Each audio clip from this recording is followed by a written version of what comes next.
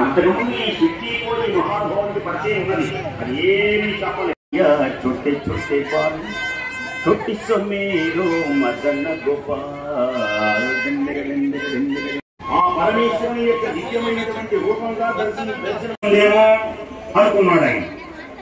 ఆయన పేరే గణపతిరావు దత్తాత్రేయ సహస్ర భూది. ఇంత కొడుకు పేరు. సాయి సుందర సాయి దేవర సత్వలోక శంకర.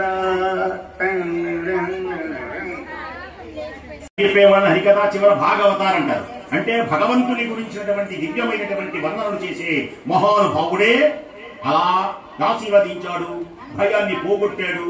ఇక నీకు ఉద్యోగం ఏం అక్కర్లేదు, నా దగ్గరే ఉండమన్నాడు.